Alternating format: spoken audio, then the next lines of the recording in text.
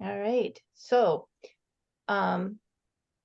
we're all here listening live or in the recording because we're aware that the gut, the microbiome, our digestive system all has a play in our health, whether it be our gut itself or some other aspect, your blood sugar, your adrenal glands, your thyroid, your mental health, any of that. So without further ado, I'm going to share my slides. And then I am going to shut my video off so you don't have to see my face. Not that it's a bad face, but you're more interested in this information. And if you want to see my lovely face, then you can schedule a call with me. All right, there we go. And here, this. There we go. All right. You can see my slides? Okay. Yes. So thank you. So here we have 5 ways to heal the gut. There we go. So our icebreaker question for today is, imagine you are a professional baseball player. What is your introduction song?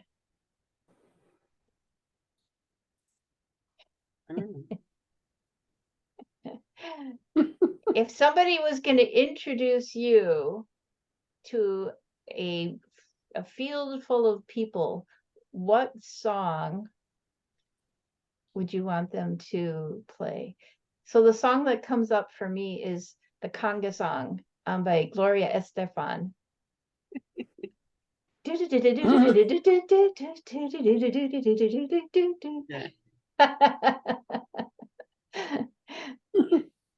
don't know.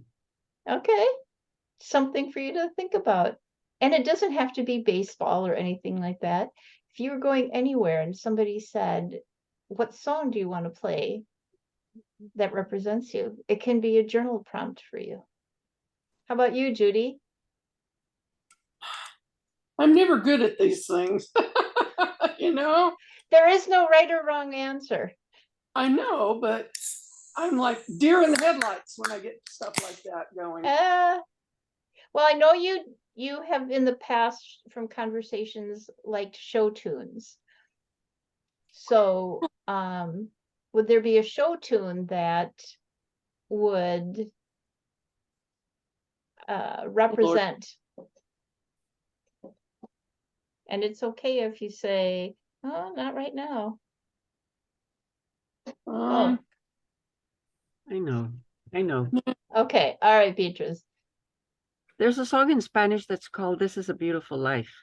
Oh, and it's a very happy song.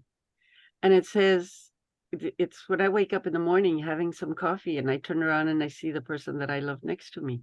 Oh. And the coffee is delicious and the person next to me is nice to be here. And it goes through that. And at a certain point it says, I know I'm on the list to disappear very soon, but I don't pay attention to that because I'm enjoying every moment of this life. Love it. I've always liked it. It's I a love that. very old song, and it's a beautiful song. And what's it called? This Is a Beautiful Life? This is a beautiful life. Qué bonita es esta vida. I will have to look for that. Yeah. And it's a beautiful song. It's just a very nice song. It's not romantic song or anything like that. It's a very upbeat song. And it says, even though life is tough, who cares? It says, as long as you have friends around you, good friends around you, who like you, and maybe a little bit of tequila. It had to be a Mexican song. A little bit of tequila, and someone playing the guitar. The rest of it doesn't matter. It's a good song. Yeah. And it's a good life. And it says, and I know life is after me to get rid of me, but not yet. Not yet. No. I love it. To do. Take care of every moment. I love it. And it's an old song. It's a very old song. That's probably what makes it more precious. more precious. And I hadn't thought about that until you asked about it. There you go. Qué bonita es esta A vida. I can good, send it a to you good and- memory. Yeah, I'd Yeah. love that. Yeah. Hmm. Has that prompted anything for you, Judy? You know what? I'm sitting here eating dinner. Oh, all right. No, No worries. That's that was the okay. preface. That was the preface to telling you. Okay. I had a tomato sandwich, Oh, good. but I was also thinking about all of the little cherry tomatoes that I've got in my fridge. My I went and got my hair cut and got a pedicure Ooh. on Friday, and I've been going to this this little salon for a while now.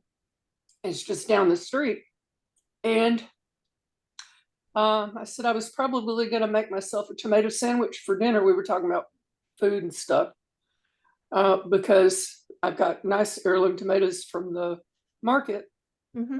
and it's a southern thing. White bread, mayo, and salt and pepper, and a nice tomato. It's Midwestern too. Anyway, It's got me to delicious. thinking. So my buddy, my friend who does everything in the salon, it's her salon, says, hang on, I've got something for you as I'm getting ready to head out the door. And she comes and she hands me this big container. It's like maybe a 16-ounce tall plastic container full of cherry tomatoes out of her garden. Oh.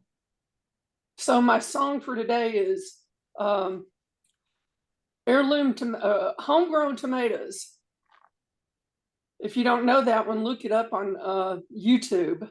I will. Guy Clark sang it, though I think John Denver did a version of it too, but it was. Yeah, I think I know what you're talking about, but I'm gonna go check that out. It's a perfect song for this time of year. Yeah. Yeah, so will And I. I'm just thankful for my friend giving me all of those tomatoes. I said, this is a lot. She says, I've got so many more at home. I went, oh, yeah, thank you. That's the truth. That's why I might plant a few tomatoes, but not many, because everybody plants them. So sharing the bounty. Mm-hmm. All right. And that's fun. I like to do these things because to me, this is a necessary part of life. We get too in our heads and we don't get into our hearts, into our bodies and the other parts of our bodies other than our head. And this kind of does that, and it can relax us so that as we listen to the content, we're more open. So with that being said, make sure to silence your phones. I did say that I wasn't silencing mine because my daughter may be going into labor anytime soon. So I asked for grace on that one. But let's commit, just kind of like we were talking about with tasting tomatoes and enjoying the coffee and everything. Let's commit to being fully present in this moment. Have a notebook and pen ready to take notes. If you did print out the guide, there's a place for notes at the end of your guide. It is my intention to share with you information about what gut health is, what impacts your gut health, and some ways to improve your gut health. And for those who may be watching this for the first time, let me introduce myself. My name is Lynn DeBoer Johnson, and I help people that are frustrated with the healthcare they're currently receiving, but they're confused about what their other options are. And so that's why I'm really passionate about this topic, because the digestive system is often the foundation for so many other illnesses. And so as we go through this, I want you to know that my intention is to empower you and anybody else who listens to this class with this information, because this will help you to make choices that feel right to you in your own body. So as we go through, if you have a quick question, please ask. Otherwise, there will be a time for Q&A after this presentation. So the only time you really notice your gut and what goes on in there is when it's malfunctioning.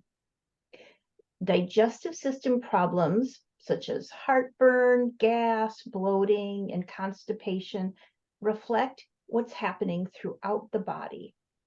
As we age, the natural cycles slow down and maybe sometimes don't work as well. When your gut is out of line or imbalanced, the side effects can be debilitating. Healing your gut and getting everything back in line takes some dedication, but it can change your life in a hurry. Our gut health influences everything from our weight to our mood to our cognitive ability. It can be the reason for your back pain, the root of your depression, and of course, the cause of your digestive issues. That's why testing the health of your gut and then healing your gut is absolutely essential for improving your mental and physical health. Everyone has a different set of bacteria within their gut and needs to adapt to suit their own needs. For most people, healing your gut takes time, effort, and patience, but it's not out of reach. So, what is gut health? You've probably heard the phrase, a gut feeling, at least once or twice in your life. And while it may seem like a euphemism, your gut can speak to you clearly when it comes to your health and wellness. The gut, which comprises the small and large intestines and the stomach, acts as a second brain within the body. As you change and develop, it starts to speak and dictate how you feel throughout your day and life. The main drivers of gut health change are shifts in stomach acid, gut immunity, and gastrointestinal flora, this complex ecosystem of bacteria in your digestive system. So gut health is all about bacteria and the balance between good and bad. Your immune system is centered in your gut, as is the bulk of your serotonin secretors. Balancing the good and bad bacteria within the gut helps keep you healthy and regularly releases serotonin into your system as it should.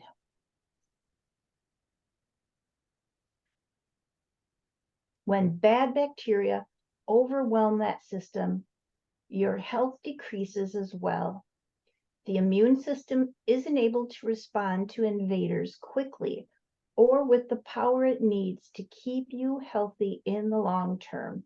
The key to getting that bad bacteria out of the way is to overwhelm it with good bacteria and strike a balance. So get to know the bugs in your gut. It turns out that our guts are populated by all sorts of bacteria, fungi, and other unknown critters.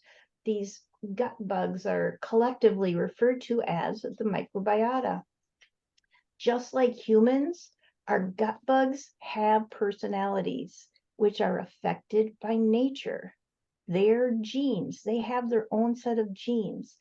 And then nurture, it's the environment they live in. As a result, some of them tend to be good guys, some tend to be bad guys, and some can be fickle and end up being good or bad depending on the circumstances. For example, some strains of the often feared E. coli are good for us, while other strains are bad. The potentially deadly bacteria Staphylococcus aureus, otherwise known as a staph infection, is present in 25% of healthy people. It only hurts us when it overgrows. And even good bugs, when there are too many of them, can cause a world of hurt when they move up into the small intestine and overgrow. This causes SIBO, small intestinal bacterial overgrowth. So why does it help to know your gut bugs? Well, because when we understand what leads to an unhealthy society of microbiota, we can take the right steps to create a healthy society of microbiota and heal the gut.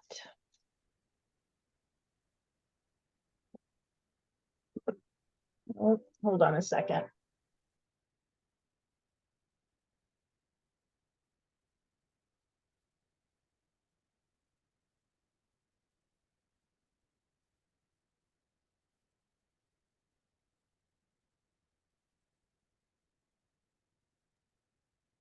False alarm. So, what impacts gut health?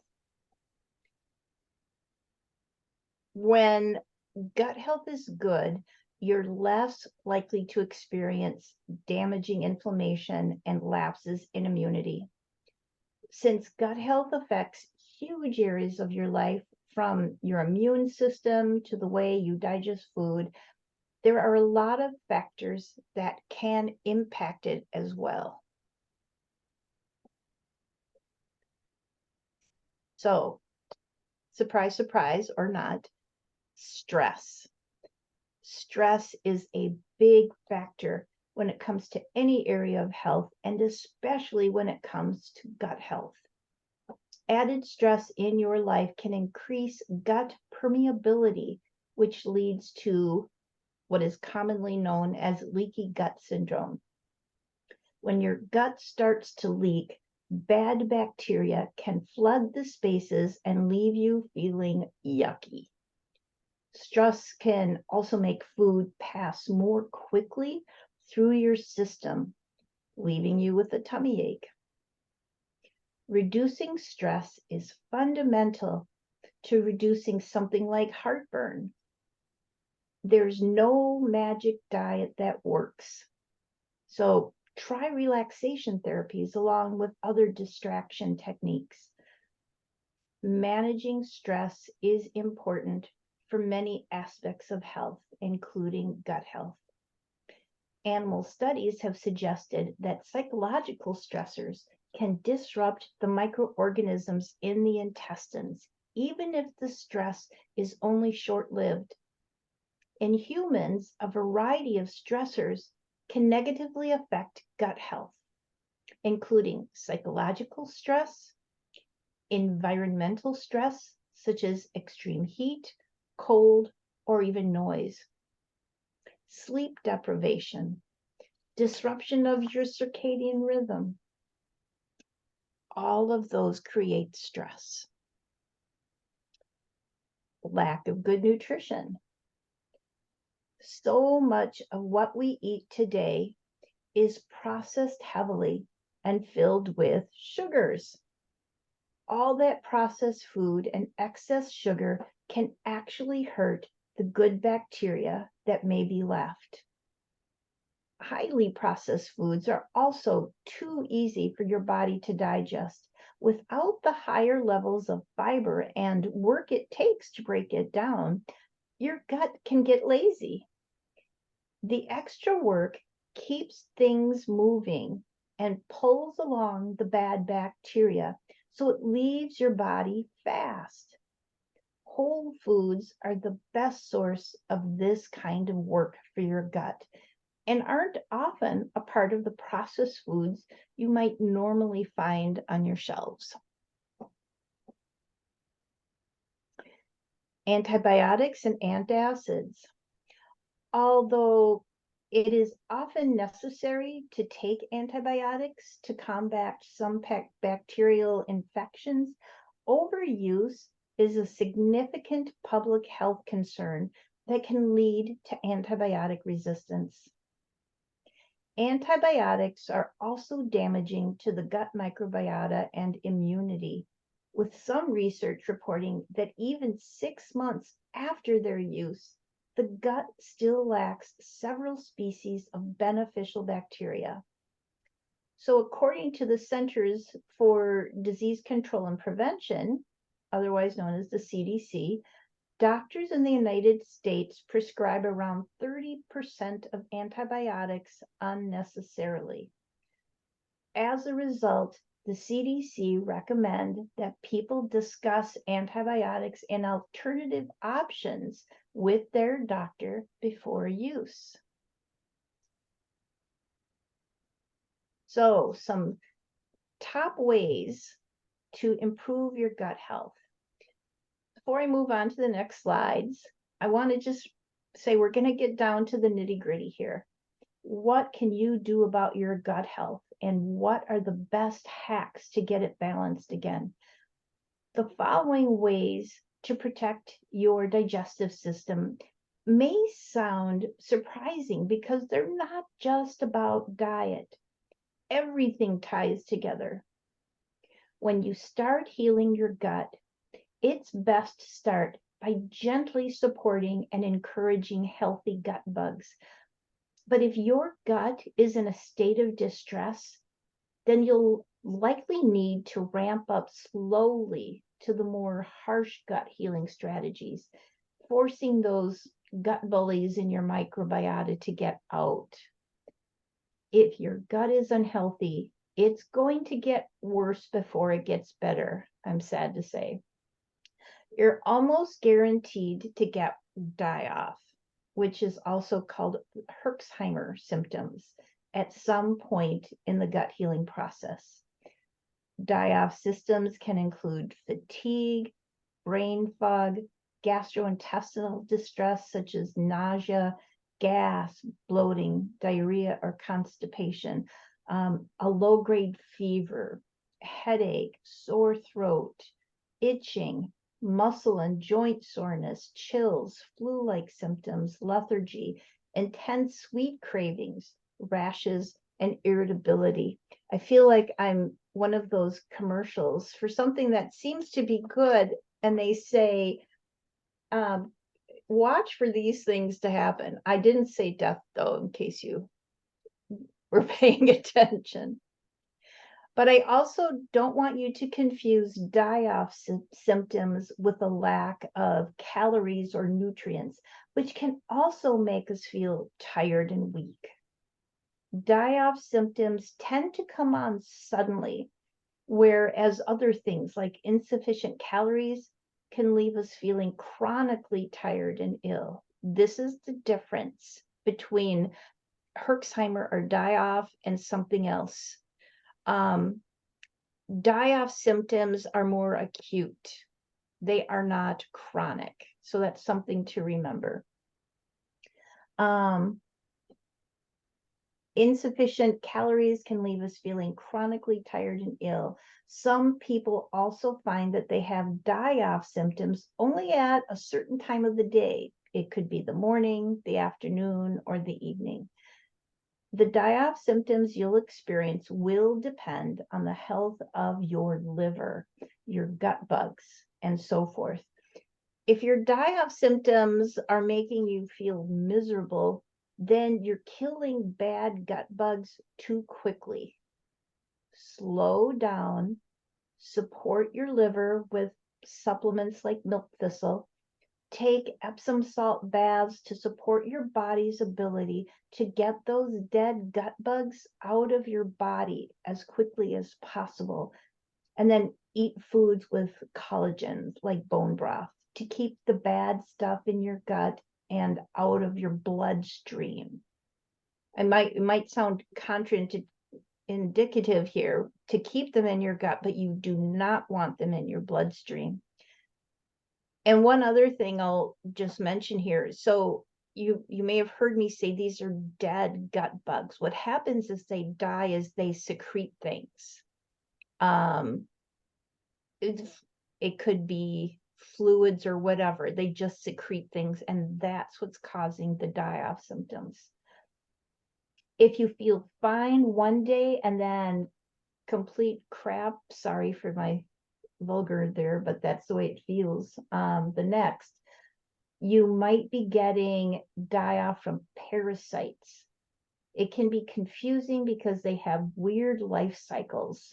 They die, reproduce, and create symptoms at weird times. So that's something else to consider.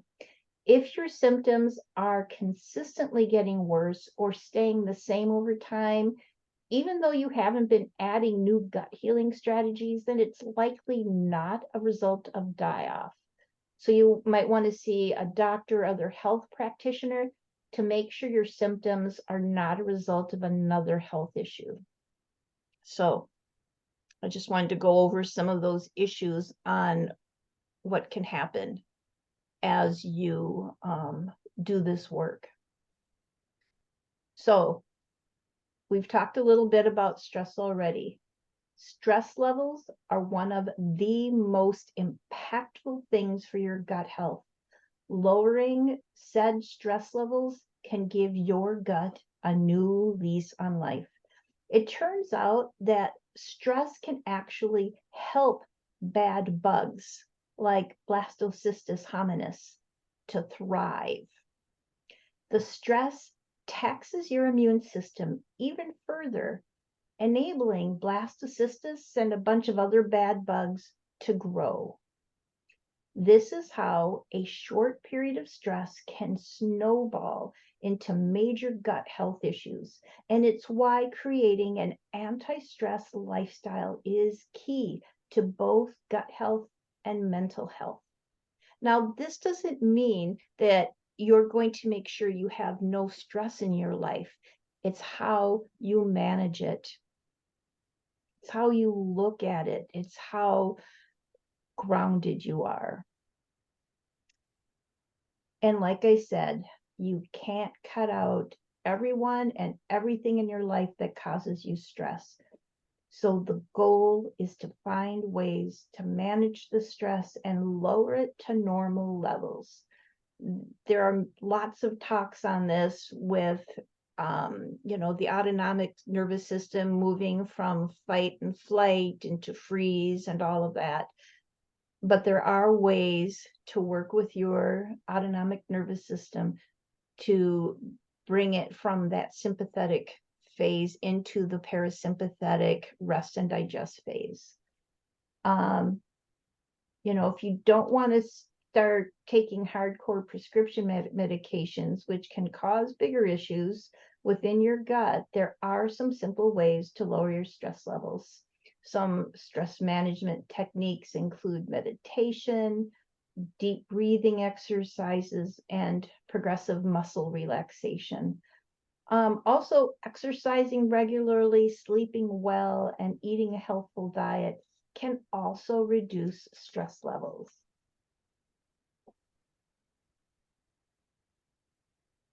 So while the details of your day might not go strictly according to plan, there are a few places, including your morning and evening routines, where you can build a plan for the day. Instead of waking up and simply hoping for the best, you have some control over certain parts of your day, which can help lower stress levels and make it easier to deal with the rest of the chaos. And speaking of evening routines, not getting enough sleep is linked to a higher prevalence of obesity, which sets you up for digestive system disorders. I'm going to take a sip of my tea here. Getting enough good quality sleep can improve your mood, cognition, and gut health. A 2014 animal study indicated that irregular sleep habits and disturbed sleep can have negative outcomes for the gut flora, which may increase the risk of inflammatory conditions. So establish healthful sleep habits by going to bed and getting up at the same time each day. Adults should get at least 7 hours of sleep per night. When you encounter issues and stress throughout the day, take a moment out of the day to write down what's happening and how you're dealing with it. This becomes a creative outlet as well as a measure of what causes the stress to begin with. Include how your body feels in your journal. Mood and digestive system health, especially disorders like irritable bowel syndrome, are closely linked via the gut-brain connection. Self-care doesn't have to be all bubble baths and walks in the park. If you want to lower your stress levels rapidly, taking time out of your day to do self-care is a great way to find balance in the chaos. This can be something as simple and calming as strategically folding a load of laundry and meal prepping for the week. Moving your body is also a form of self-care. As with other aspects of health, exercise is the best way to lose weight and maintain a healthy body weight to ward off digestive system problems. Regularly exercising contributes to good heart health and weight loss or weight maintenance. Research has also suggested that it may also improve gut health, which may in turn help control obesity. Working out may increase species diversity. A 2014 study found that athletes had a larger variety of gut flora than non-athletes. However, the athletes also ate a different diet to the control group, which could account for the differences in their microbiomes.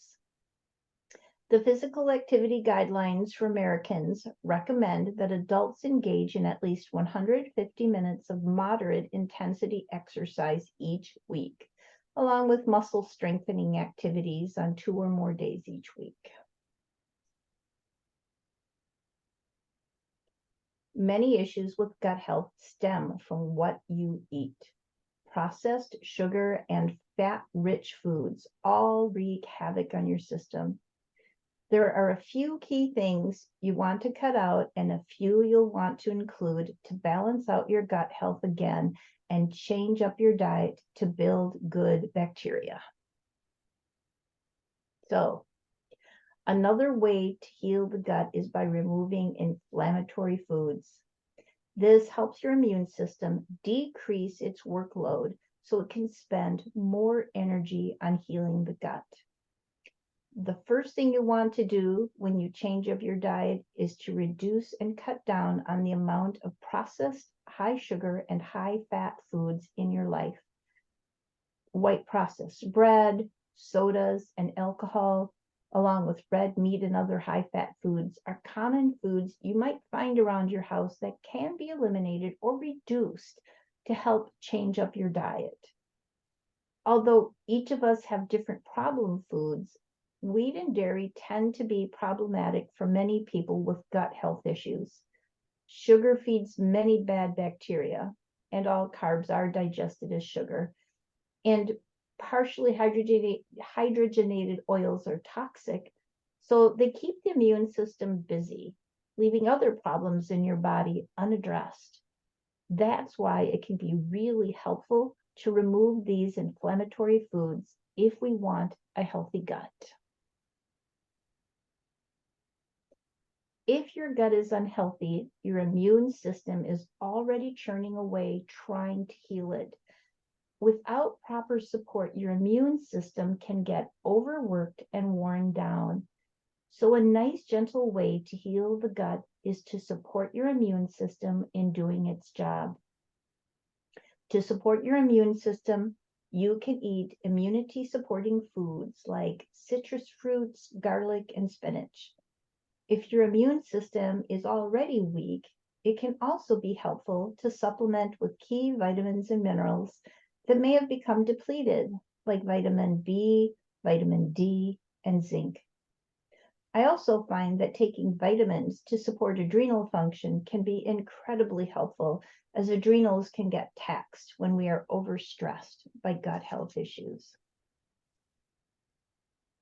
Balancing out your gut health and good food and good and bad bacteria within your gut means including a whole host of fiber-rich foods. You'll also want to be sure to include plenty of foods that include polyphenols, like veggies, fruits, seasoning spices like cloves, and believe it or not, chocolate. Americans' fiber intake is 40 to 50% of what it should be. A balanced diet rich in fruits and vegetables provides the fiber that builds good bacteria and gut health. We often eat with little consideration for what our gut must then do with our food. In fact, our guts must break down all the chunks, absorb the nutrients, and then push along the indigestible fiber to feed the gut bugs in the lower intestine. That's a lot of work, especially for an unhealthy gut. So, to help ease the burden on the gut, we can eat gut soothing foods such as softer foods, cooked foods, and juiced fruits and vegetables. These foods are already broken down, which helps ease the burden on the gut.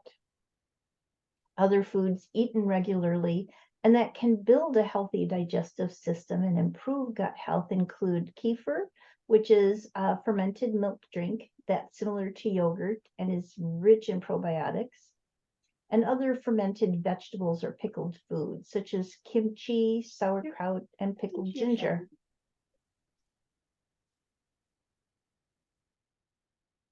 Some other choices for regular consumption include kombucha, miso, and tempeh.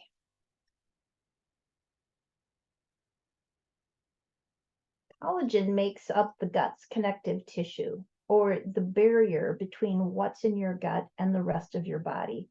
If this barrier gets leaky, particles from the gut can seep into the bloodstream, causing everything from the Herxheimer reaction, which are those flu-like symptoms, to mental health issues, to autoimmune disease.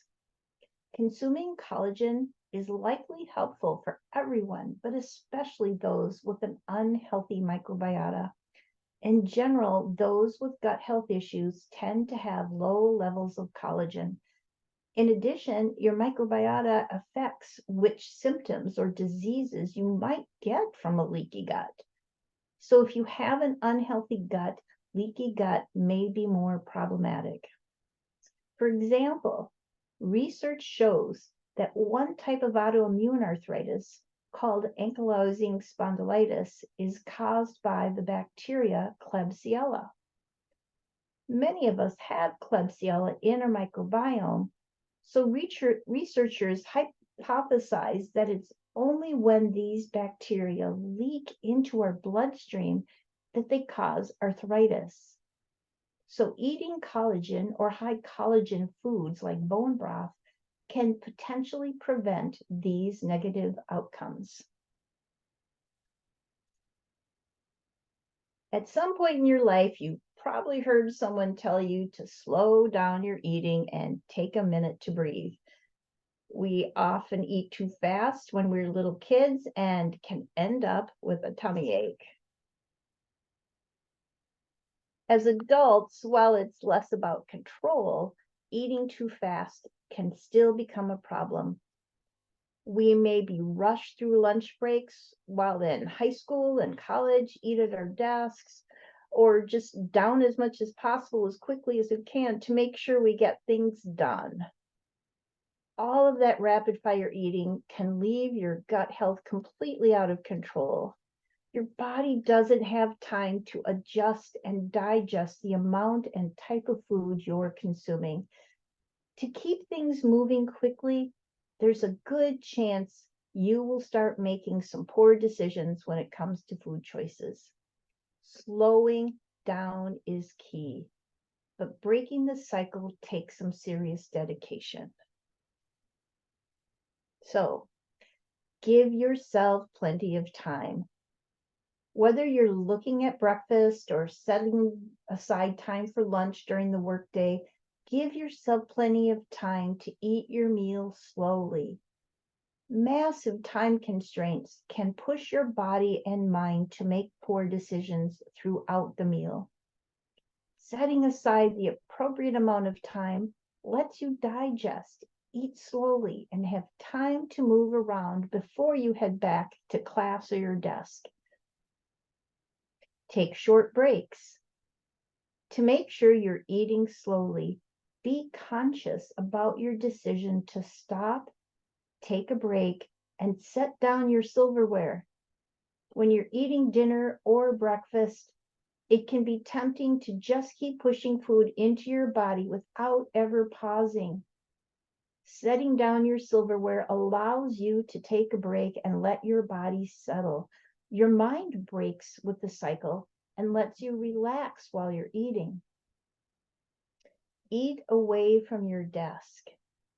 You might be tempted to save time by just eating at your desk, but you won't take the full time you need to digest and let your lunch settle. Eating in front of the TV can leave you in the same type of boat. Your brain and body need a break from those screens, and in a rush to get back to what you were doing before, you might eat too fast. All right. Water has the power to heal a million things about your body. And one of the most common issues your body is experiencing is that you just aren't hydrated enough. When you don't get enough water, your gut health suffers. Drinking plenty of water flushes out the bad bacteria in your system, but ensuring you get plenty is the key. So keep a water journal. As you go throughout the day, write down and track all the water you drink in a day.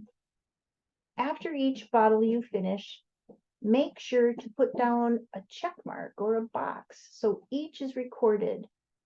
Set goals and increase your quota as you see your gut health start to balance itself out again. Pick a water bottle you like. Drinking your water from a boring glass or bottle isn't very fun for anyone. Before you start drinking more water, invest in a bottle or a glass that you really like. The more you like it, the more likely you are to actually use it and drink water from it. There's nothing like spoiling yourself a little as you start on a new health and wellness journey. Your gut needs those good bacteria to balance out any of the bad. But it can be hard, especially if you're one of those pickier eaters, to get everything you need from your diet alone. Probiotics are a great way to get additional bacteria into your system without resorting to eating only yogurt for the foreseeable future. To boost the beneficial bacteria or probiotics in the gut, some people choose to take probiotic supplements. These are available in health food stores, drugstores, and online. Some research has suggested that taking probiotics can support a healthy gut microbiome and that it may prevent gut inflammation and other intestinal problems. Prebiotics. Bacteria within your gut need food and fuel to continue growing and healing your gut. Prebiotics are one of the best ways to get the fuel your gut needs. Probiotics feed on non-digestible carbohydrates called prebiotics. This process encourages beneficial bacteria to multiply in the gut. Research from 2017 suggested that prebiotics may help probiotics become more tolerant to certain environmental conditions, including pH and temperature changes. People who want to enhance their gut health may wish to include more of these prebiotic-rich foods in their diet. Asparagus, bananas, chicory, garlic, Jerusalem artichokes, onions, and whole grains. For probiotics, these supplements are all about adding new strains of bacteria into your system. If you're stuck in the same loop and don't want to keep eating loads of yogurt, introducing some simple and high quality probiotics can help with your gut health. The key is to find high quality probiotics that contain enough strains of bacteria to make it worth your time and money. Not every type of probiotic is one you'll want to start taking. Some don't contain enough strains of bacteria or aren't certified to be used if you have, let's say, diabetes or other chronic illnesses. So this is the part that's not in the guide. It's what I call the universal digestive formula. I got this from one of my recent school classes. So one of the most important skills for the modern clinical herbalist is having the ability to successfully treat the digestive system. This is one of the most critical organ systems to understand how to treat holistically from the vitalist perspective of herbalism, and that's what I'm studying. Traditions of herbalism understand the human organism and plants, not just through the lens of science and chemistry, but through the perspective of the vital force, that there is a vital intelligence within the human organism and within the plants. From those traditions, the gut is considered the root of what we might refer to as the vital tree. In this thinking, the human body is likened to a tree, and the digestive system is the tree's roots. So if the roots aren't healthy, then the rest of the tree isn't going to be healthy either.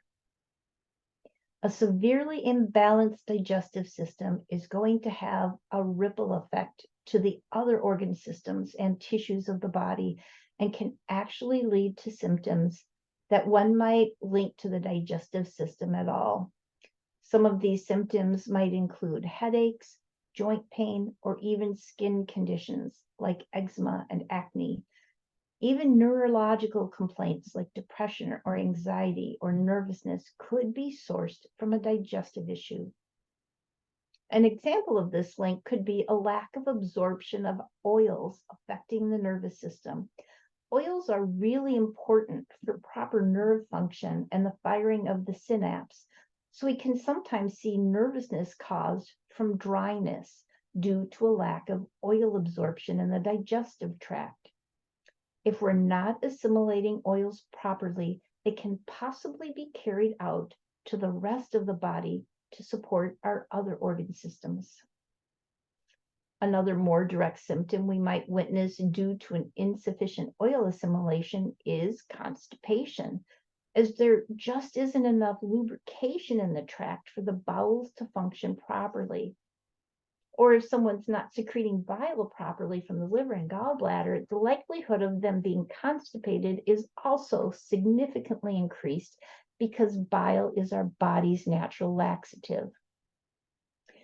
There's a whole host of factors that can ultimately be traced back to poor digestive health, which is why I'm a really big fan of herbal formulas for gut health. I've been working with a lot of herbs to treat digestive complaints over the years, and it's become a primary focus of my practice, with almost 98% of my clients having at least some sort of digestive complaint. So in this part of the class, I want to share with you what I like to think of as a universal digestive formula. It tastes good and is incredibly effective at treating a wide range of digestive systems. I also wanted to do a formula breakdown so you can visually see what I've been taught with this particular compound and share a little bit of my thinking around holistically addressing the digestive system. I have the formula here, as you can see. It's 20% Oregon graperoot, 20% dandelion root, 15% chamomile flower, 15% angelica root, 10% fennel seed, 10% orange peel, and 10% licorice root. This formula supports the liver in the production of bile, and thus helps with the digestion of fats and oils. It's also going to support the gallbladder and the secretion of bile into the duodenum, which we refer to as the cholagogue action. One of the main ways we can assess if someone doesn't digest fats and oils well is that the stool is oftentimes pale and floats. We may also see an oily sheen on the surface of the toilet water. Bile is what gives stool that yellowish brownish coloration. And so when the stool is really pale, that's usually an indication of a lack of bile secretions. So the first two herbs in this formula, Oregon grapefruit and dandelion root, are a moderately strong bitter tonic pair. Both help to support the liver, gallbladder, the digestion of fats and oils, stimulate pancreatic enzymes and hydrochloric acid. They help to support literally all secretions in the digestive system to prepare it for receiving food. One of the things about bitters that a lot of people tend to overlook is their humoral or energetic effects.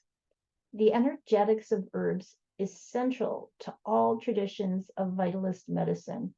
It is important that we don't just look at how the herbs affect the organ systems of the body from a physiological perspective, but that we also look at how the herbs affect the tissues of the body from an ecological perspective. That usually means looking at their temperature, moisture, and tonal qualities. With Oregon grape and dandelion, what we see is that these are both cooling and drying herbs.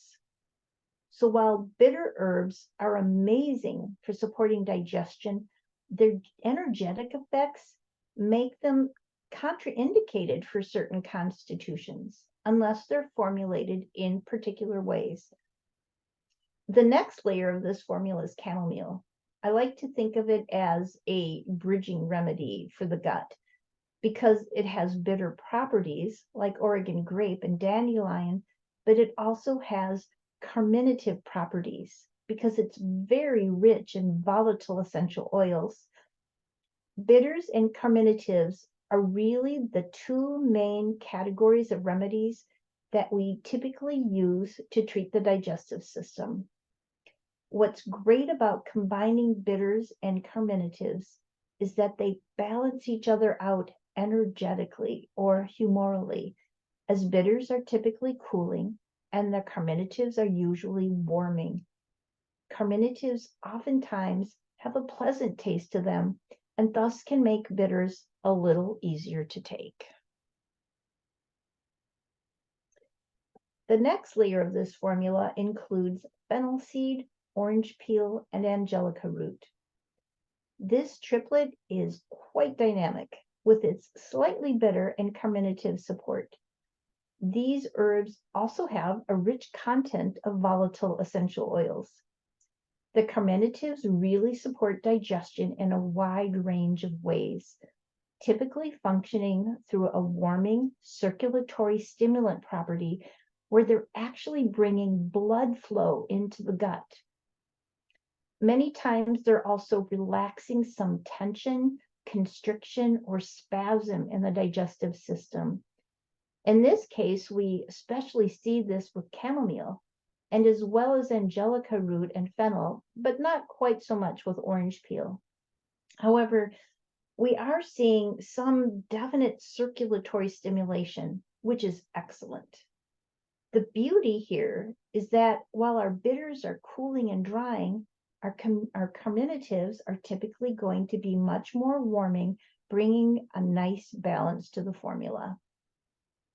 We see a little bit of an exception here with chamomile as it tends to be more on the cooling side, even though it has essential oils, which usually are warming, which is unique because its essential oil are actually cooling in nature, specifically azulene and camozuline, which are the compounds that give chamomile essential oil that deep cobalt blue color. So we see chamomile is cool and dry, fennel is warm and dry, orange peel is warm and dry, and angelica is warm and dry. The other thing that we know with Angelica is that we are going to get a little bit of a relaxant effect. With chamomile, we're going to get a little bit of a relaxant effect. And we'll see a little bit of that with fennel too. The other thing about carminatives is that they're also really amazing for the liver. This is often overlooked, but if we look at other formulations like Chinese formulations, we'll see oftentimes aromatic herbs are put in liver formulas to help disperse stagnant energy. I know this is a lot of information, but know that there's a recording and you can always go back and review. So we usually think of bitter herbs for the liver, but carminatives are really effective here too. The way I think of them for the liver is that it's like the bitters are digging in on a deeper level into the liver. They're really getting in and promoting detoxification and dredging out the liver. And the carminatives, because they're aromatic, have this movement to them. They're helping to disperse that stagnation. The bitters pull it out, and the carminatives grab onto them and then help to move that energy. A lot of them tend to be circulatory stimulants. So now they're moving the blood. So we're getting more blood flow into the liver. We're moving the blood to the kidneys, moving the blood to the gut, and helping disperse those toxins and stagnation to facilitate in a liver detoxification. Now, finally, our last addition to our formula is an important one. If you look at our formula so far, we've got 3 cooling herbs and 3 warming herbs. That's pretty nicely constitutionally balanced. But you'll notice they all are drying herbs. This is really common with herbs, as many of them tend to be drying constitutionally. They're making you urinate more, sweat more, and poop more, and they're increasing all of these secretions that are ultimately leaving the body in the long term. Oftentimes, a majority of medicinal plants actually tend to have a drying effect on the constitution over a longer period of time. This is critically important to understand from the perspective of vitalist medicine. A question I get asked a lot is, well, hey, how come you're saying bitters are drying? I thought they increase secretions, right? If you're taking Oregon grapefruit and all of a sudden your stomach is secreting these juices and your intestines are secreting all of these juices, then isn't that moistening up the tissues? The answer is yes, in the short term. But in the long term, those fluids are then leaving the body. And whenever fluids leave the body, you are left drier. This is an important factor when you're studying medicinal plants. Look at the short-term effect on local tissue versus a long-term effect on the whole constitution. This is a good thing to keep in mind when you're studying plants, especially if you're studying different resources and find seemingly conflicting information. So, in order to make this formula more constitutionally balanced, we need to add a moistening herb. And one of my favorites is licorice root, which is an amazing plant. I think it's one of those plants that every herbalist needs in their dispensary. They need to know how to use it. They need to know its versatility, all of its properties and qualities and characteristics, how to use it, and especially how to formulate with it. This is an indispensable remedy. In the digestive system, we see licorice has a demulcent property, so it adds a soothing and cooling quality to the mucosal membranes. This is one of the major remedies to treat heat and irritation, such as ulcers or heartburn, those hot burning type conditions in the digestive system. What's really excellent about licorice in the treatment of ulcers is that not only does it soothe, cool, and moisten an inflamed, irritable mucosal membrane, but it also has a very broad spectrum antiviral property. thereby helping to treat something like a Helicobacter pylori infection that oftentimes accompanies a gastric ulcer. Intestinally speaking, it's very anti-inflammatory. I don't use that word very often because most herbs aren't truly anti-inflammatory in the way that we think of prednisone or aspirin or ibuprofen. Those medications are very anti-inflammatory because they are literally turning off the pathway of inflammation higher up in that biochemical cascade. Most herbs tend to be more inflammation modulating. They're not necessarily shutting off inflammation, they're just modulating a healthy inflammatory response. But licorice is one of those remedies that is actually working higher up on a biochemical cascade of inflammation. It preserves the body's endogenous levels of cortisol, extending the half-life of our body's innate anti-inflammatory molecule. It's very powerful in the way that it reduces inflammation, irritation, really great for hypersensitivities and immunological hypersensitivity. This is a very applicable remedy for things like leaky gut syndrome, food intolerance, and autoimmune conditions that can be traced back to excessive inflammation in the gut. So licorice is really going to tie this formula together by bringing about more of a moistening property and thereby making it much more suitable for a wider range of constitutions.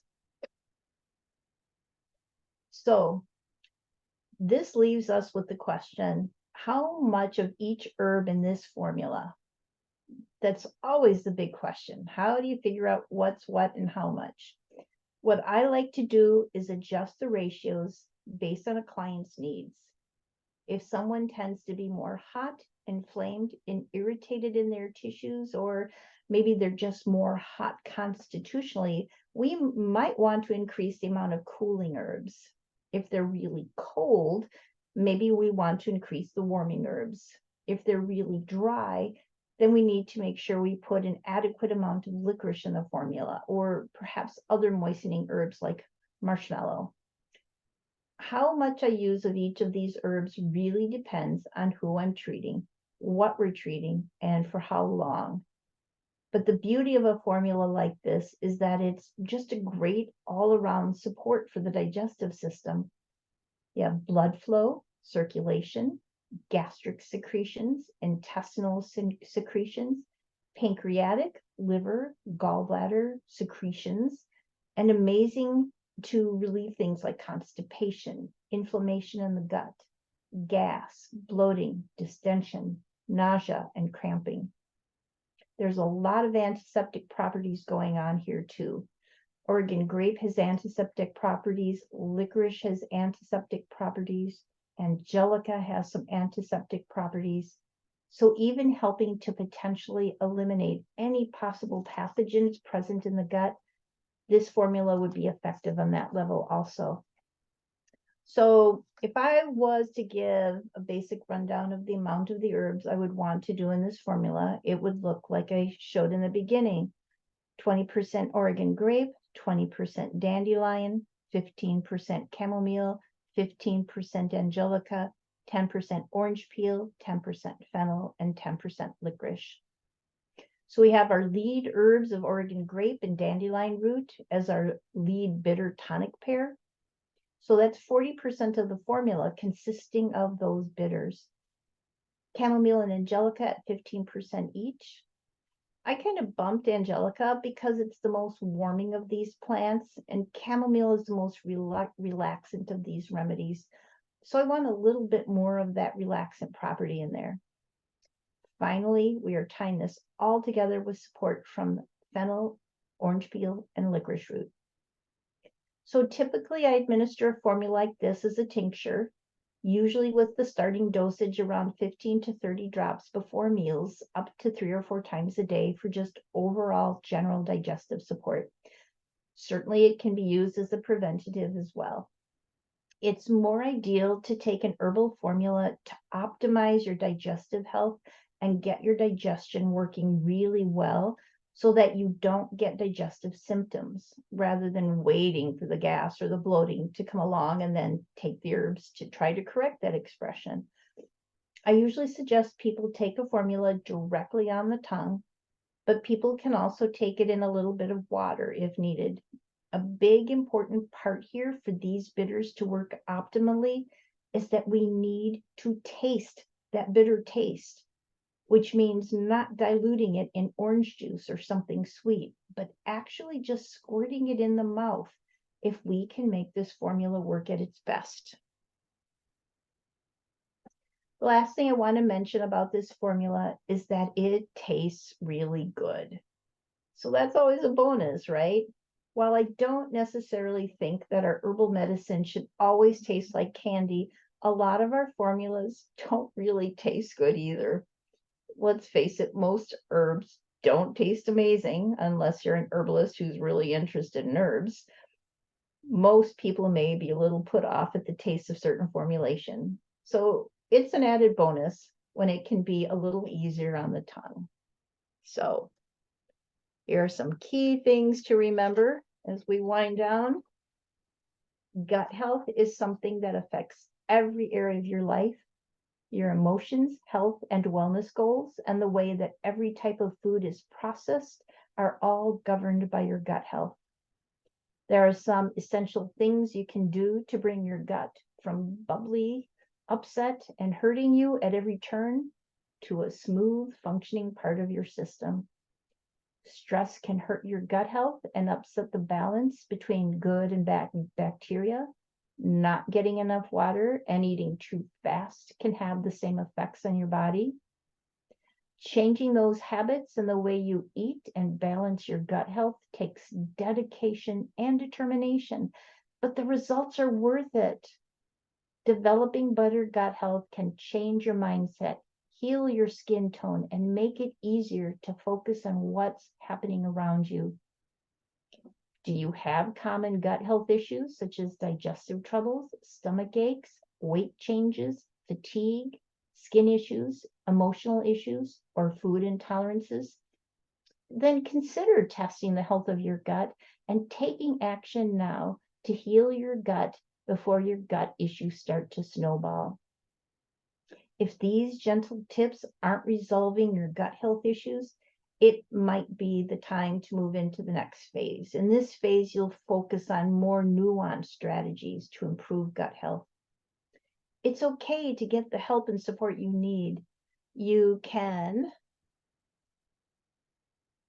click here to book a free discovery session, and we can work on an action plan to help you heal your gut. So here's my email address, my website. I have a Facebook group, Sage Wisdom, and that's a wrap. I hope that wasn't too much. I kind of get excited when I talk about some things. So I'll be quiet now. It's all good. Okay. Oh, there's my face. Yeah, there Very we go. good and a lot, everything together, yes. Good, good. I hope it was helpful, useful. Any questions? I do Yeah. have a question. That formula that you gave us at the end, I thought it was mix them up and have it like tea. But Oh gosh, that no. no, it's so what do you mean by formula, Lynn? So each individual herb is a formula. So like just licorice is a formula. Angelica root is a formula. So you take all those little formulas. Liquids, all those liquids. Yep.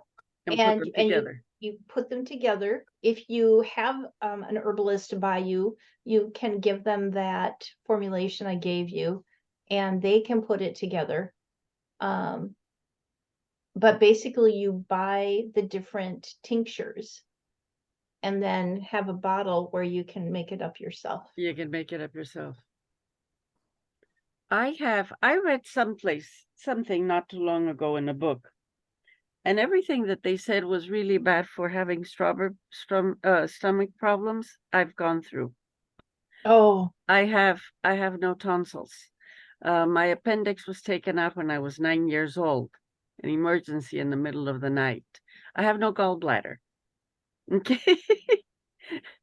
Even though I teach meditation for stress reduction, stress is part of everything. Wow, it's sort of like start from the very beginning. So I was at the gastroenterologist at the university, and she said, I really don't know what's going on, but let's start with SIBO. Maybe you have SIBO because I don't know, she said. She actually said, I don't know. Hmm. I don't know. So at the end, she ended up by saying, if I either give you a lot of medicines, which you said you don't want, or I send you to a psychologist. And I said, send me to the psychologist for sure.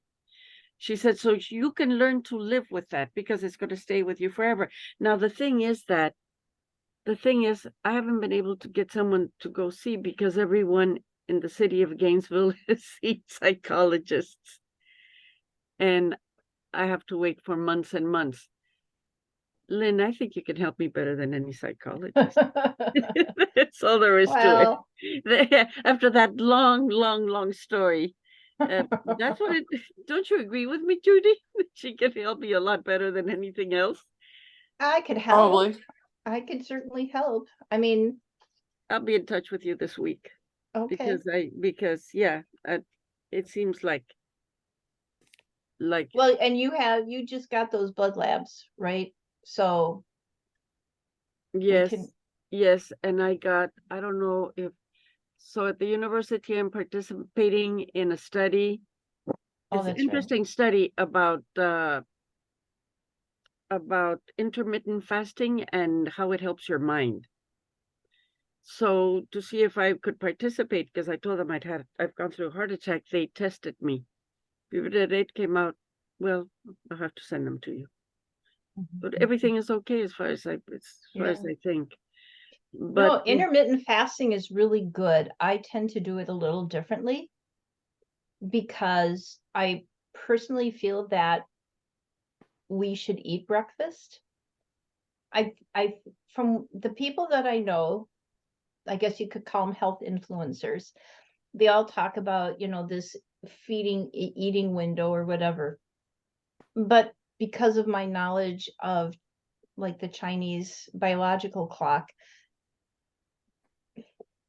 each of the yes, different systems, and we need that fuel in the morning. And but it's making sure you get the right kind of fuel in the morning. And then to me, it's like a good, decent sized breakfast, moderate dinner. And if you want to have, or lunch, and if you want to have dinner, you can, or just, maybe have a little bit of soup or something like bone broth or whatever. But I think we've flipped it in this country, especially. yes, we have. But And it's not only this country; it's everywhere. yeah. Yeah. So that's how I teach intermittent fasting is more of if you're going to do 2 meals a day, have one in the morning and one between like noon and 3, somewhere in there. And then if you're still feeling the need for something later, just even have a cup of tea. Yeah. That can help with that. Tart cherry juice can help with that. So it could also help you sleep. Chamomile tea in Mexico, we used to make it with fresh chamomile plant with everything, including the roots, I think. You can't find that here, but that's how we used to make chamomile tea. And my mother would use it, well, my mother and my grandmother, to wash their face with. Oh yeah, definitely. It was really good with that. It was Yep. really good. Totally agree with that. So you Yeah. make the tea and you serve yourself a cup of it, and the rest is used to wash your Wash face. your face. Yeah. I mean, yeah. Yeah, it was that good. That's right. So that's a lot of information. I know. I know. I started it it didn't feel like it when I was plotting it all out, and then I started giving it and I'm like, oh. As I'm hearing my voice, I'm like, well, maybe it's too much. But like I said, um So it really you've is a got gut the feeling. recording. You've got the recording. You can go back and listen and listen and listen. I'm gonna have to, but it is linked to your brain, isn't it? The gut. Oh, absolutely. The gut is linked to everything. Do you know there is actually a gut-butt connection? A what? Yeah, there's a relation. So we all think of our butt as this thing we sit on, but it actually has a really valuable purpose in our health because it holds up so many of your organs. Yes, And there's a relation between the state of your gut and the state of your tush. And it's important to understand. I I I've been well, I've been taking classes from a physical therapist for the pelvic floor because I have Mm-hmm, a prolapse. mm-hmm. And the first time I heard her talk about it, it opened up my eyes because I'd never heard it before, and it was perfect. She said that the lower part of your body, she said, is like a basket, and it's the basket of emotions because you Yep, store all your emotions, and it goes down there until it hits the pelvic floor, and then everything goes to hell in a handbasket. She said, but it is the pelvic floor that yep. holds all the emotions. They just go down, and that's it. That's your root chakra, That's right? right, the root That's your chakra. root Exactly. chakra. Exactly. And that's your safety, security. Move up, and you've got your sacral, which is your your creative, reproductive side. Then you move up into the empowerment of the solar plexus. I mean, whenever people do um, those pelvic hip, it releases, and you're going to start getting a more, you're going to be aware of your emotions. That's right. That's right. So, when aside from that, I found out that the appendix is good for keeping all the bugs. Well, so if I stopped having it when I was 9, that already set me up for certain problems, lack of a gallbladder. So you explain how it. What do I do without a gallbladder? So I You take just, bile yeah, salt. yep, That's bile salts, but also then certain probiotics. ah. I better get to send me a bill tomorrow, please, to my email. Just send it to just send it to me, please. That'll make it easier for me. Uh, one one comment Because I wanted. Go ahead. I'm What? sorry. Go ahead. One comment I wanted to make. You were talking about drinking water, and I've been working on that. I know it's been a real problem of mine. So the um, online fitness program I've been working with, which is Yay. called Grow Young Fitness, Oh, nice. had these water bottles. And this is the 32 ouncer, and Oh, I love it. it measures wow, the 32 on one side, but on this side, can you see Yeah. I it like it. says at 8 o'clock, 9 o'clock, 10 o'clock, 11, and Yeah. So you and fill then it it up does 2, 3, twice. 4, 5. Huh? You fill it up twice then, right? You fill it up Fill it up. twice. Yeah. You fill it up twice, you get 64 total. But can you see the numbers on there? I Yep, can't.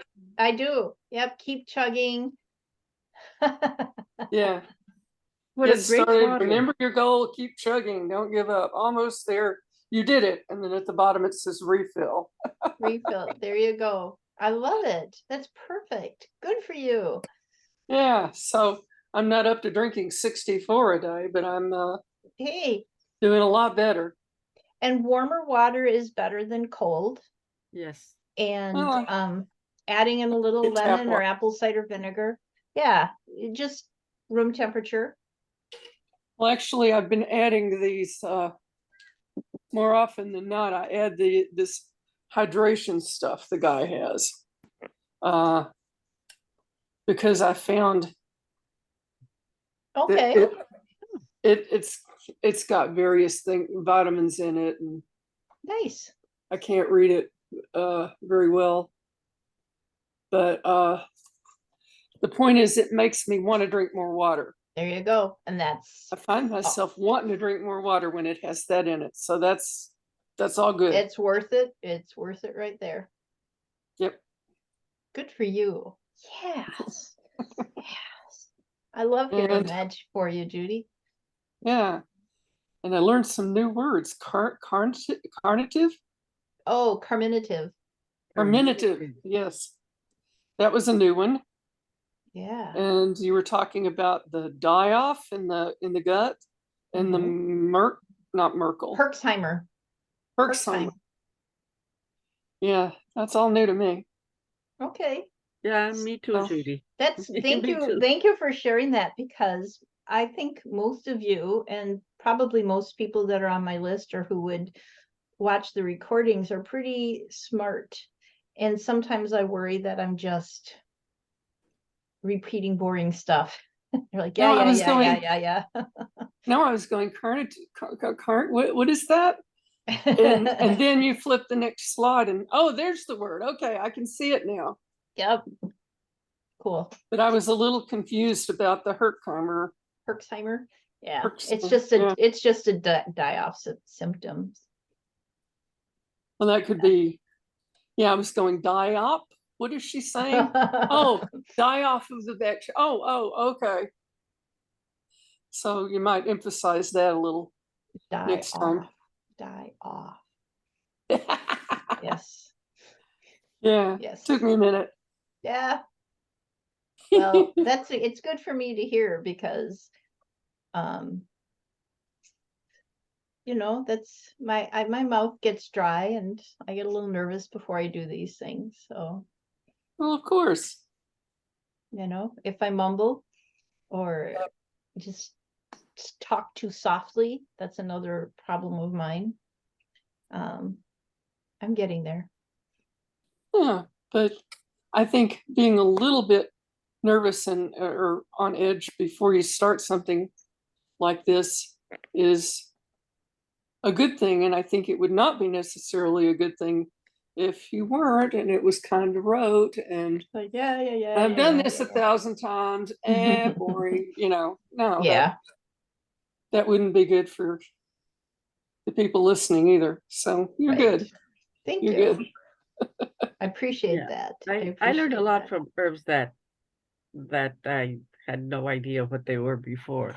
Just you drink this for this and that for that, but the explanation you give, like Judy says, that's the important thing, and that's the one that I didn't know. Thank you. Yeah. Well, I hope there's something in there that helps you, motivates you, like Judy was talking about with the hydration. So now she has more, she's empowered more to continue the hydration along with all that she's doing. That's my ultimate goal, is to empower people with this knowledge. And working on eating healthier. Good. That's all you can do. I'll do it for a little while, and then I'll go splat and totally go off the rail, and then I have to pull myself back. Well, you've heard me say this before. We don't fall off the wagon. We choose to get off the wagon because another wagon looks better. And then until we realize, this wagon isn't really what I want. So I'm going to choose to go on to that other wagon. Yeah. And it's not going where I want it to. It's not exactly. And then it's taking time to go, well, what do I want? And what's like the digestive system, our emotional self has its own root system that is part of that driver of why we make the choices we do. It's not that our choices are wrong. It's just understanding, being aware of them, and then being curious. Look at that. I really wanted that chocolate bar. I'm just, what is that about? No judgment, just noticing. you know, Yeah. seeing what comes up. I'm That's going to Expressing run ourselves. into the, okay.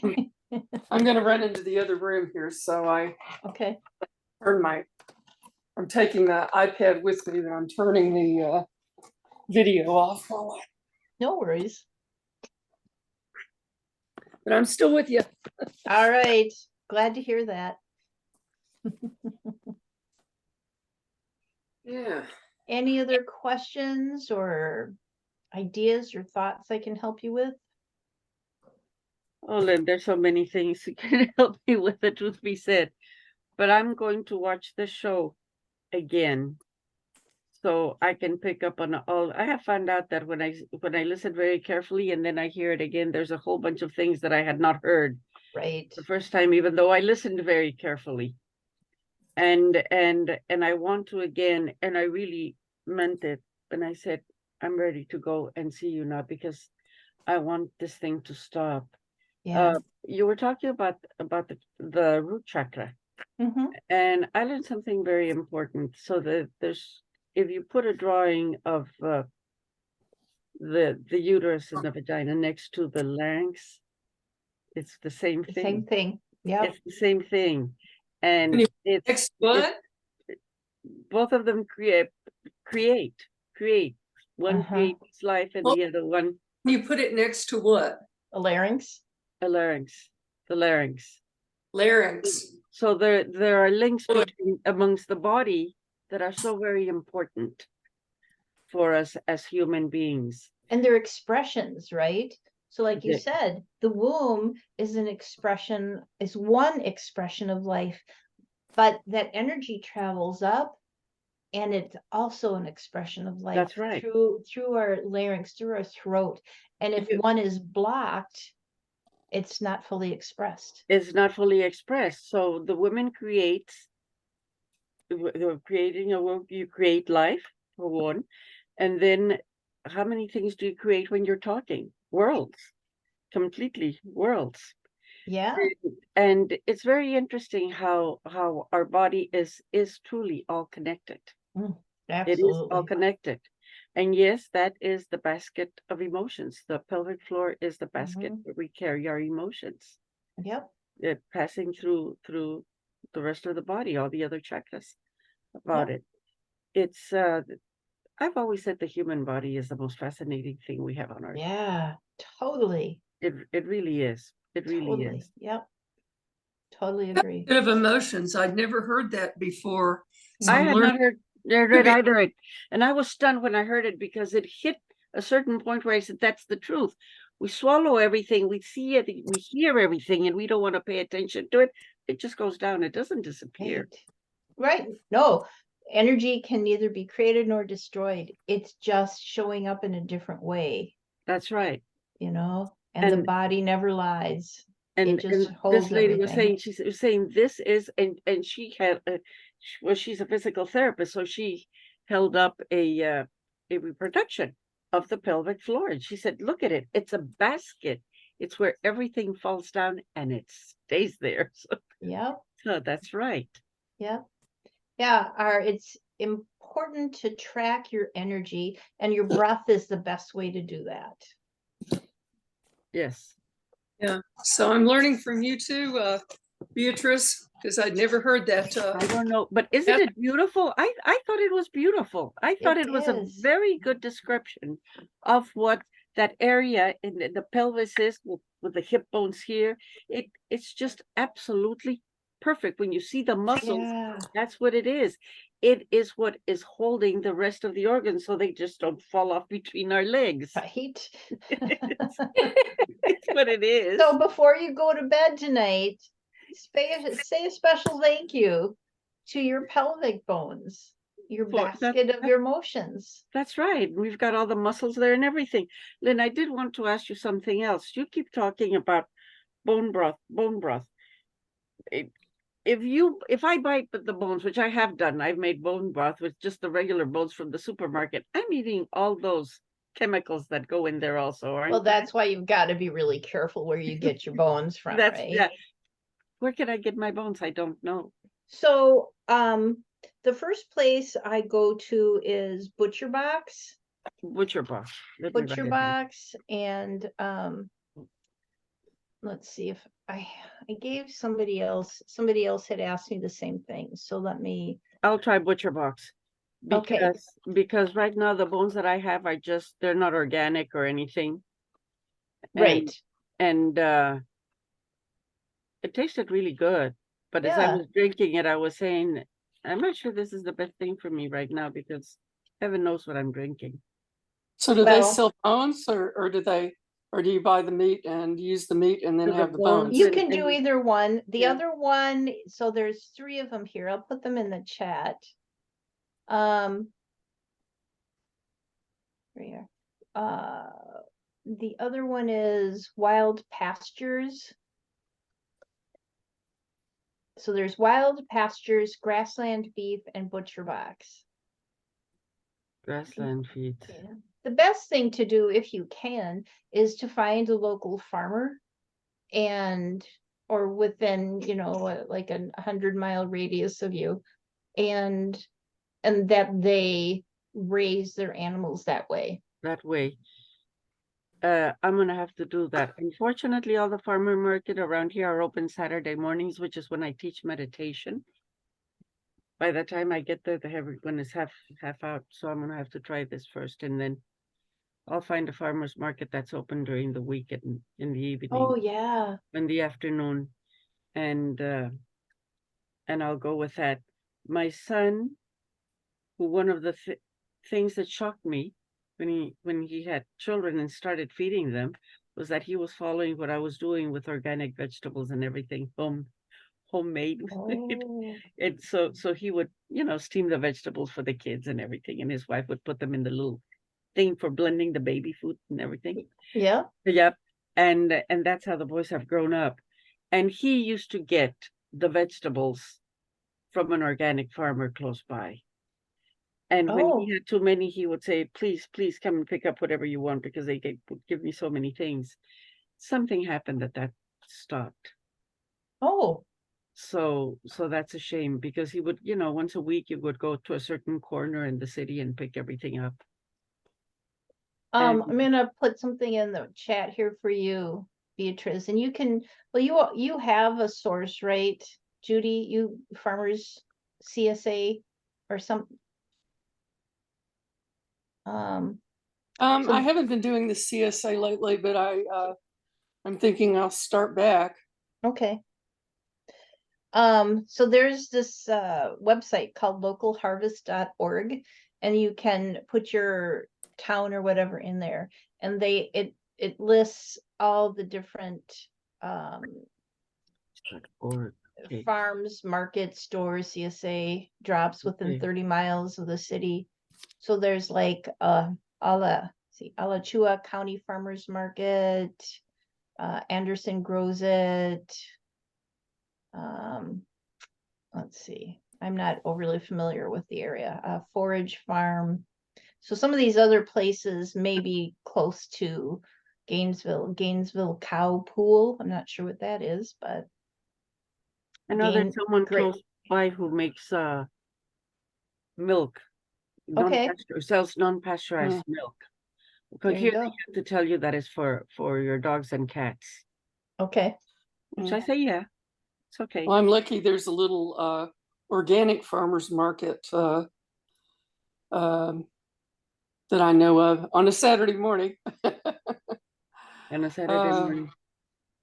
Yeah, well, you were saying you couldn't do Saturday mornings, and they all did Saturday mornings. Yeah, they all do Saturday mornings. In fact,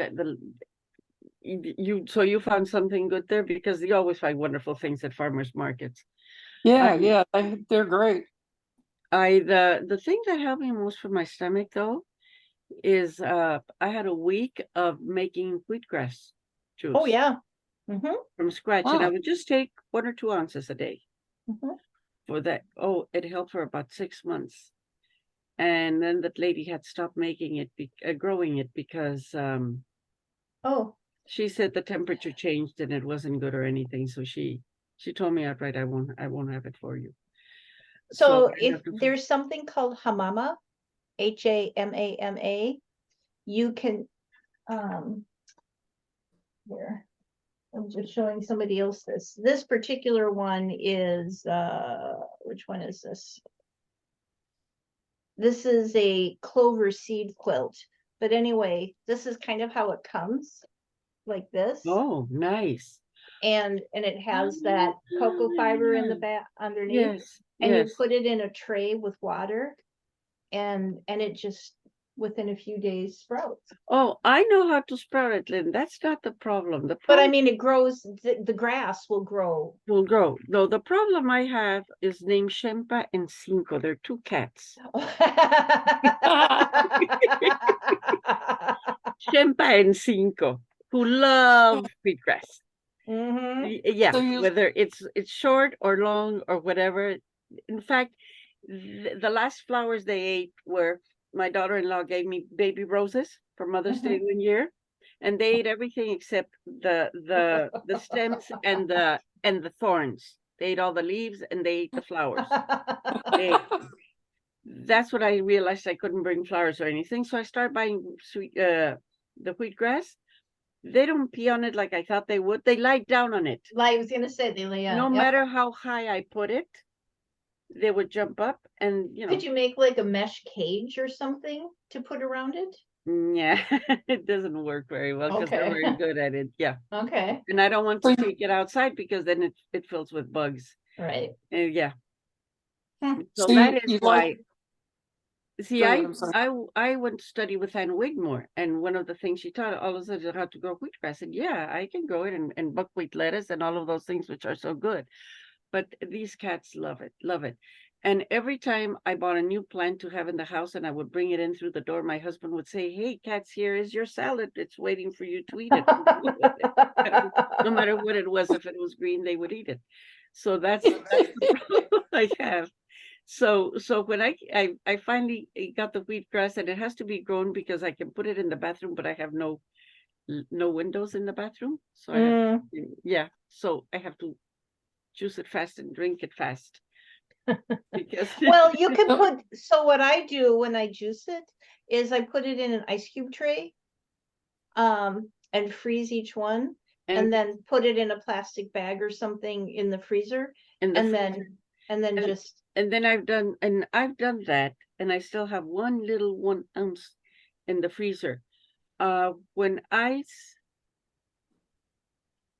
found out that I was taking I had Addison's disease, and I was taking cortisone, and the blood sugar had gone way up.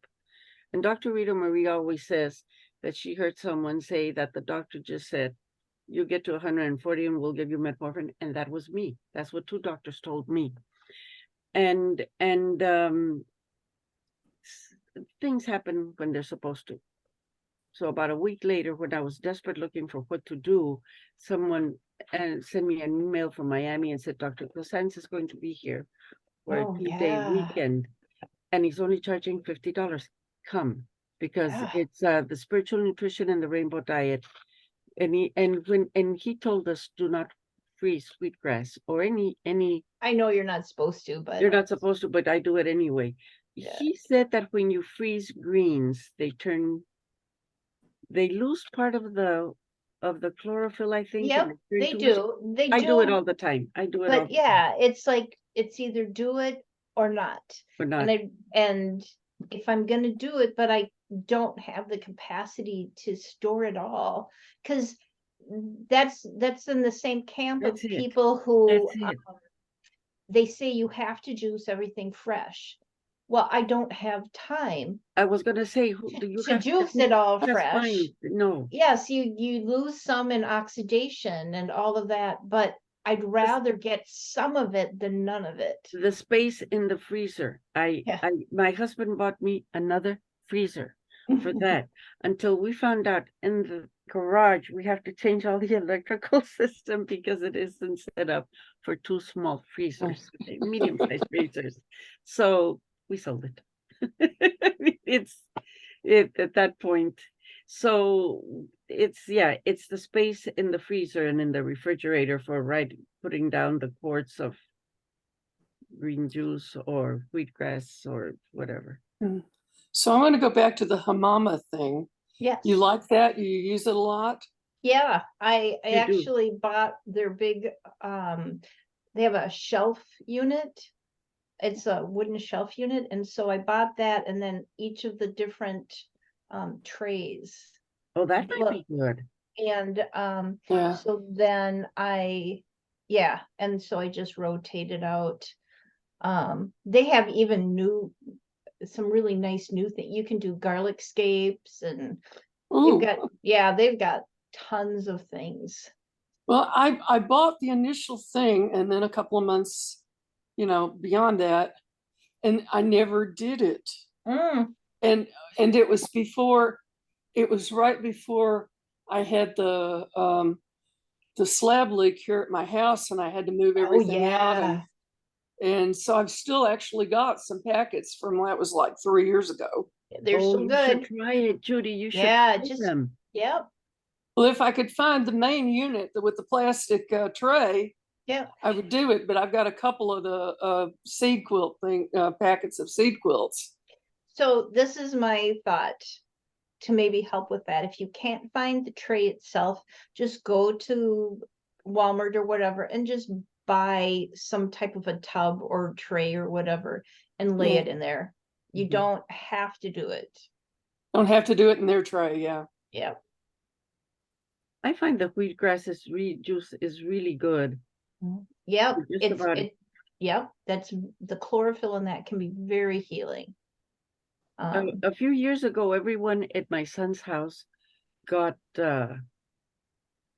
not the flu, not mm, the whatever is very bad and hurts you very much, and he was desperate because I had not had the shot for years and years and years, and I had been taking the boys to the doctor, and before they found out that they both had the flu and everything, and he said, "Mama, you keep."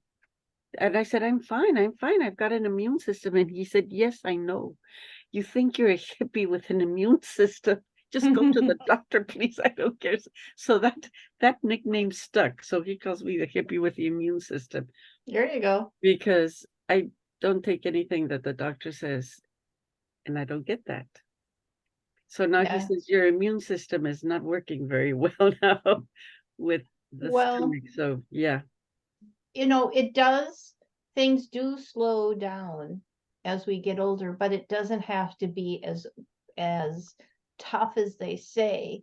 It just means you have to do a little more. And by you, I mean all of us that as we grow older have to make these changes and adjustments. Yeah. It's like DHEA starts going way down, but from my studies, I have been told we can actually always have the DHEA of a 30-year-old. It primarily comes down to stress management. So I should meditate 2 hours a day instead of one? Hey,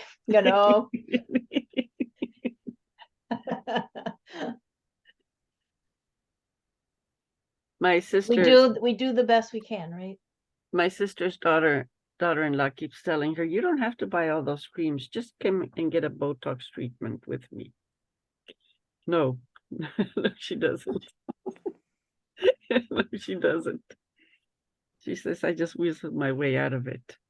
There you go. Okay, you're giving me a lot of work to do.